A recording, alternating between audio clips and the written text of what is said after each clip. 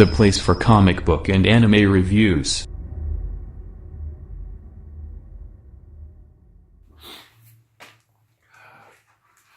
Hey there you guys, Bobby Campbell 12 YouTube channel, pick up comic book anime reviews. And here's my review for Eve Ewing Ironheart issue number 1.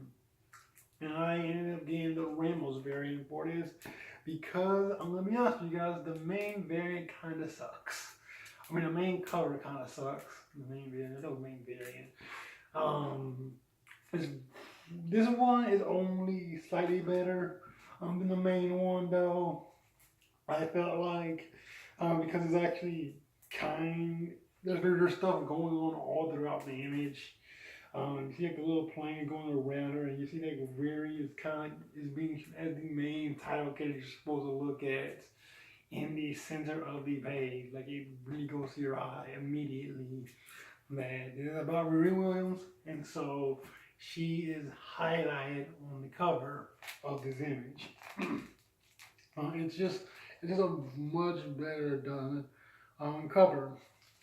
I think the problem with this is just the fact that it's Humberto Ramos, and he has a weird thing with facial expressions, and it's very noticeable here in this book with the way like just Ruri's face is like put inside of the robot. And I get a lot of the issue could be handled if the design of the armor was a lot more simpler, I feel like.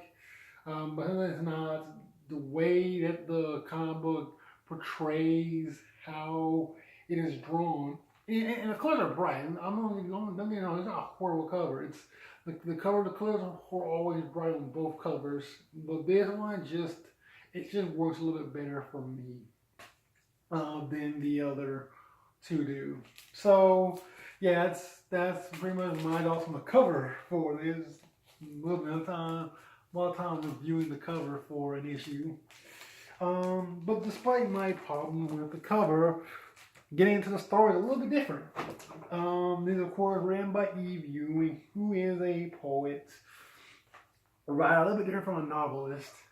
And like when you look at the pages here, it's pretty thing like this isn't anything different from the Bendis kind of right. That's what you would first immediately when you just look at the pages. Like you would first think, oh, this is just Bendis type writing, but then you actually read it, and you kind of realize, no, this is not a Bendis book. This is not a Brian Michael Bendis book. Like one of my biggest problems with Invincible Iron Man when he was first starting out with Riri Williams was the fact that her backstory felt like it was kind of tacked. It was a good backstory. It was a really great one. But it did kind of feel a bit tacked on because there was nothing that was going on within the content of the actual issues that really made it feel like that backstory at all mattered at all throughout the series. And here again, getting that backstory once again. And then you're wondering, okay, is this gonna matter a little bit more now? Like since you're going back and giving us this backstory, or is this just like issue 1 and you decided to give us the backstory? And yeah, we kind of get into this whole thing with Riri. You know, she's at her lab, and these guys just kind of like bunch in, and they just like this guy kind of barges into her lab without asking her beforehand, and she ends up just trying to have like show off herself, and she kind of ends up screwing it up a lot, man, because she didn't have anything planned for them. And the laser ends up going off, and the dude ends up getting mad at her because she screwed up. Which is such a different way of like taking the character, I felt like, than Bendis was doing, than what Bendis was doing with the character originally. We didn't see like her going on throughout this. You know, we get like that whole thing that Zub had kind of put forth inside his Champions with Riri about her being very introverted, and I thought of this, and even from the very beginning, when this idea was brought in as up, but I really thought it was a really interesting way of taking Riri Williams. It was a character and making her a little bit more interesting, giving her a little bit more depth than she had before. And I thought that Zub did a really good job, like illustrating that. One thing I did not like the issue was the Spider-Man villain. I really thought that why they had to be this Spider-Man villain created by Dan Slott. I wish you had created a new villain for it to face off, not just like a Spider-Man villain. It's all kind of weird, but they do kind of make it work in the end with them saying that, hey, the very end where after they get done fighting, that he kind of tells them like they're very much alike, and then they have a lot of similarities.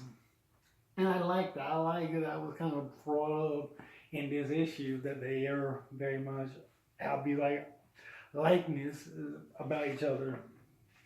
We then get her going back to her lab again. The issue, and she's by herself and just kind of working on some things. And she gets a call from one of a friend who she hadn't heard from a long time. That's what it seems to be anyway. She hasn't heard from this friend in quite some time. And she kind of like pushes back on him at first when they speak. But over time, after talking to him, she ends up like starting to like ease up and starting to like kind of be becoming friends with him. They end up like start talking about like Star Trek, and like I really love that conversation between the two. It was a really nice conversation, and you know, even gives Riri like her own mantra when she brings up her father and the fact that some words of her father used to say. Again, bringing that backstory that Bendis had set up for her and using it in this really interesting way. And then it was just really good. And this ending right here, where we get to have Frank who had died, kind of like coming back to AI. I'm still curious about how that worked. How did that end up happening? Especially like this wasn't a thing before. Like really built this armor. She never even knew this AI was there. Yet it's there now. I'm going to see how that turns out. But it's again making that backstory that was given to her really interesting and really kind of like going in depth on it. I thought that was really well done in this issue. And again, and making her more relatable as well. I thought that was really great, like giving her that introverted background, and like, and me personally, I could really relate to it, especially because I kind of have that introverted type of persona about me a lot of times, and I could really like understand where like a lot of things that really was talking about coming from, like wanting to be alone a lot of these times, kind of like pushing people away. It's a really neat idea that I think a lot of people can really relate to with this character now. And I'm really glad that Zub and Eve Ewing are kind of giving that back to her. So yeah, Ironheart issue #1, you guys, is a really great issue. Art is gorgeous, dude. And the interior artwork is again, it's gorgeous throughout the entire issue. Kevin LeBron's artwork is just, it's absolutely spectacular. It is absolutely great, and I really love it. I love it a whole lot. But yeah, you guys, that's my thought on Ironheart issue #1. Anyway, guys, what you guys thought about Ironheart issue #1? Have you guys rated? And I will be catching you guys later. Peace out.